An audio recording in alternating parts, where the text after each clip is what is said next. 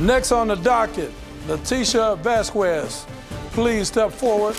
Complainant Leticia Vasquez says she became the victim of identity theft after she co-signed on a car for her niece, and her niece used her personal information to rob Leticia. Now Leticia's deeply in debt, and she needs advice on how to stop her niece. All right, Leticia Vasquez is a victim of identity theft, and Leticia, 1 in every 20 Americans in this country, runs the risk of becoming a victim of identity theft. I mean, it is so rampant that everybody has to be cautious and aware of what's going on. Now, you in particular say that you gave your Social Security number and signed a consent form on a car loan for a family friend. When did you realize that you had become the victim of an identity theft? About 2.5 years ago. What happened? When she first contacted me and asked me, my niece. Your niece? She's considered my niece, yes. That's worse. And she asked me for the signature. I'm sorry. Being a victim is not a nice place to be, is it? No, it's not. Okay. All of the energy and the pain and the financial devastation trying to get yourself back up to square one.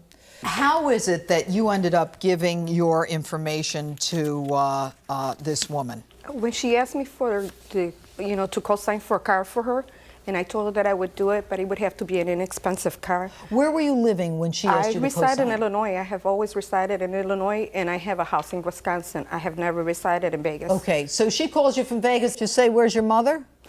Yes, and I spoke to her mother. Her mother and her father, they both promised that if she didn't come through with the car note, that they would take it. You should have said, then you sign it for her. They didn't have any credit. Okay, I don't want to make it tough for her. But anyway, when she went to get the car and they asked me for the signature, it was just to check my credit. It was not for the car note. So do you get a form in the mail after she calls you? No, they faxed it over to me at my job, which I don't understand how they did it because I don't reside in Vegas. According to the laws that I found out later on, you cannot co-sign for an out-of-state. Okay. But already we know you've been scammed, so once you know that, that doesn't help us out. But it's still going on. It's still going on? Yes, she took a student loan. She also took a credit card. I had to get identity theft so that they can notify me every time she signs for something. I ended up call the mother and father? Yes, they moved. When I sent in the documents, I got my package back that the house was vacant. They turned off all their phones. I have no idea where they're at.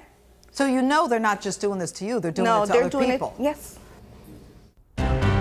So the local police here, have they contacted the police in Las Vegas? No, I had to do that. They don't do that for you.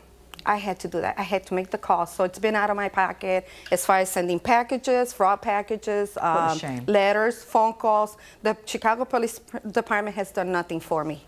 I have made the calls weekly to them, asking them to help me. Their answer is, it's on you, don't worry about it. You're not responsible for the debts. That's all they tell me. You're not responsible for the debt, but at the end of the day, your credit's destroyed, you're living with this stress, and every time you turn around, you don't know if that Social Security number and your signature is being used to open a bank account, take out a loan, buy a car.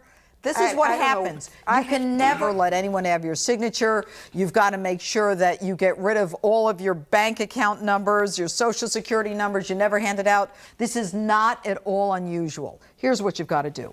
I want you to call the Chicago Police Department Fraud Unit, and I want you to follow up with this one. All right? Then I want you to contact the Federal Trade Commission, and I'm going to give you this information.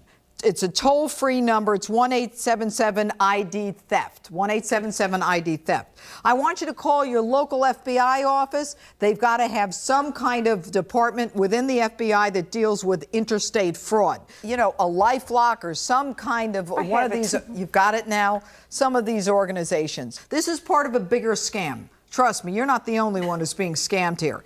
All right, you've got to stay on top of it. Here's the information. We're going to have Keith follow up as well. I'm so sorry you're going through this.